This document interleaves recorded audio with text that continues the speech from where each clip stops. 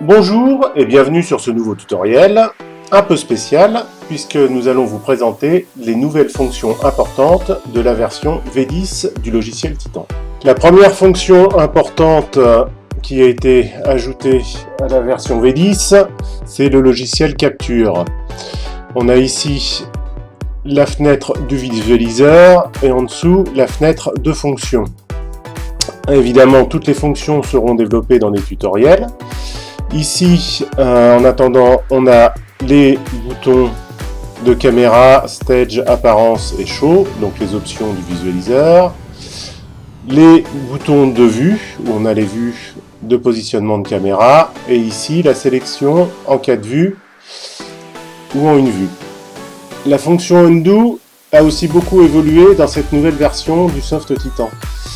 On a ici une petite fenêtre qui nous répertorie toutes les actions qui sont faites sur la console. Donc si j'appuie sur ici une touche, si je sélectionne un groupe, donc tout va apparaître ici. Il suffit de cliquer donc sur la petite fenêtre pour faire apparaître une grande fenêtre d'undo history, et dessus, pour aller faire des undo et de redo, il suffit de cliquer sur la ligne à laquelle on veut revenir pour aller et revenir dans l'historique. Une nouvelle fenêtre est apparue qui s'appelle Intensity View. Elle permet, comme son nom l'indique, de visualiser tous les effets, mais pas que. On peut voir tous les projecteurs qui ont été patchés. On peut les trier par type.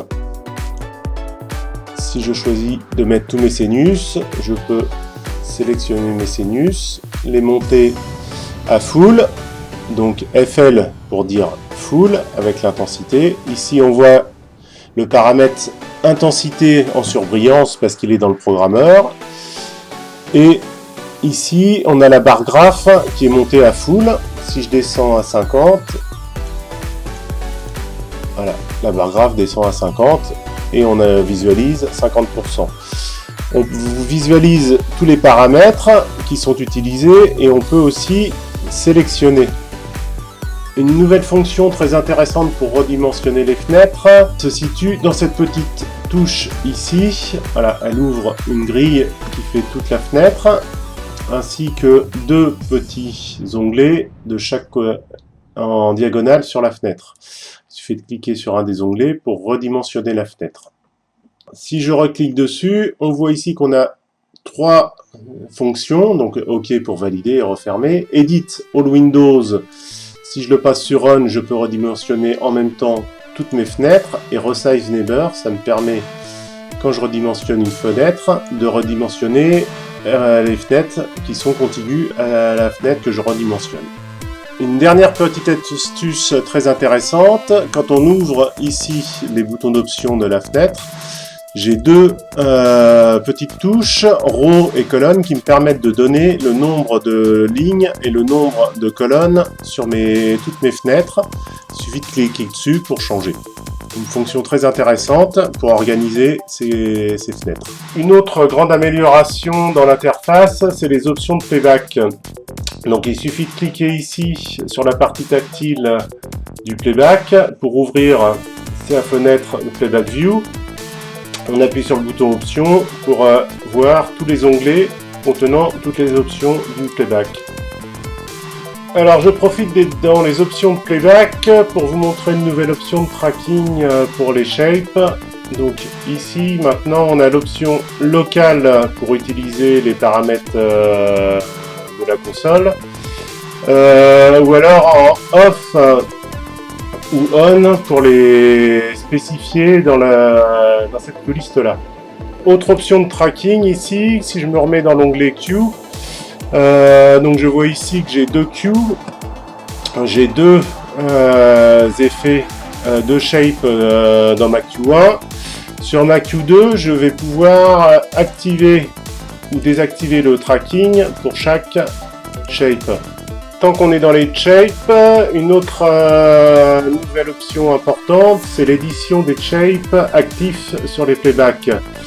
Donc il suffit maintenant d'appuyer sur la touche Connect, Shape, de sélectionner les shapes ici qu'on veut éditer. Donc si je veux éditer que le Pansuo, je clique dessus, ça désactive les autres. Et ensuite j'appuie sur Enter. Et là j'ai toutes les options de mon shape. Il suffit que je rappuie ici.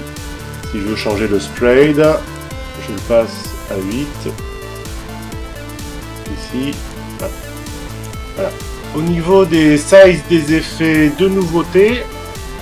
Premièrement, si j'appuie sur la touche Record ici, je peux aller dans Create Master. On a maintenant une touche Size avec un Size Grand Master et 4 Size Master. Si je ressors du menu, pour assigner mes sizes, très simple, je vais dans le bouton Options ici, Effets, et donc ici j'ai Size, soit je suis en local, soit je sélectionne une des 4 sources. Une autre évolution importante des effets, c'est l'ajout des layouts sur les shapes basiques. Donc pour vous montrer un exemple, ici j'ai construit un layout sur mon groupe All-Dimmer, qui est donc une grille de 8 par 8. Donc maintenant je vais créer un effet avec tous mes dimmers. Shape un effect, un effet de base avec le shape générateur, create dimmer 1 sur 1, je vais leur mettre un sprayed de 8 ici. Voilà. Et maintenant j'ai la touche direction, je peux les envoyer donc de gauche vers la droite, direction, changer le sens. Direction, au passage, on voit que le Reverse Selected Feature est ici. Et dans des directions plus compliquées, par exemple du centre, voilà, je peux les envoyer vers l'extérieur. Plein d'effets, très facile à créer, très vite. Pour terminer avec les effets, un nouveau type d'animation dans le mapping, c'est le Motion Blur.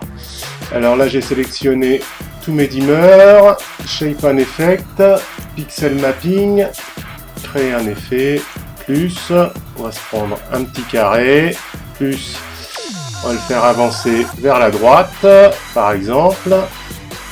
Voilà, et maintenant ce que je vais faire, plus, c'est que je vais rajouter ici, dans le Global Effect, le Motion Blur, et on voit que derrière, il y a une traînée que je peux augmenter ou diminuer.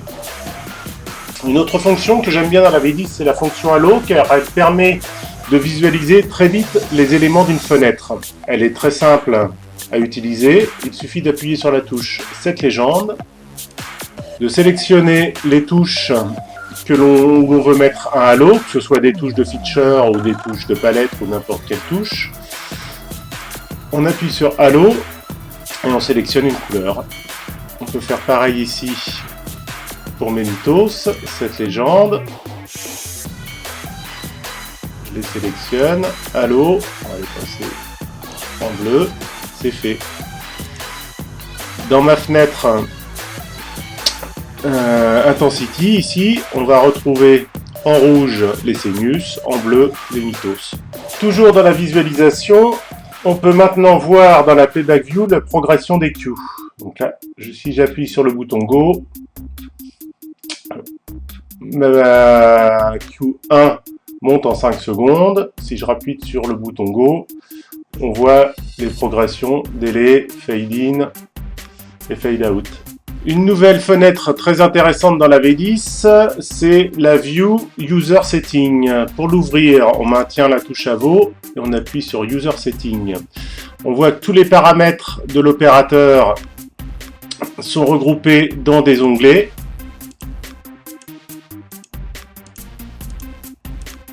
Alors, les User Settings sont sauvegardés dans le show et peuvent être importés à partir d'un autre show. La fenêtre DMX a également évolué. On peut maintenant filtrer par type d'attribut ici, si on veut que l'intensité, tous les attributs, et par type de feature, all feature, ici, ou les Senius. On remarque au passage que le halo est affiché dans la vue. Pour terminer la présentation, j'ai choisi la fonction Swap Address qui permet d'inverser les adresses entre projecteurs. Par exemple, on va dire que les features de 1 à 4 sont sur le pont 1 et de 5 à 8 sont sur le pont 2. Et au montage, ils ont inversé les adresses des deux ponts. Donc il suffit que je sélectionne les projecteurs ici, et ici j'ai une petite touche Swap Feature Address que je sélectionne, et je sélectionne mes 4 projecteurs suivants, et ici on voit que les adresses ont été inversées. 5, 6, 7, 8 commence maintenant en 1. Voilà, une fonction très pratique qu'on n'utilise pas souvent, mais ça permet de ne pas retourner sur scène pour remodifier toutes les adresses des projecteurs, surtout si les ponts sont déjà montés. Il y a bien sûr beaucoup d'autres fonctions dans la V10, mais nous ne pouvons pas toutes vous les montrer dans une vidéo. Je vous remercie d'avoir suivi ce tutoriel. À très bientôt.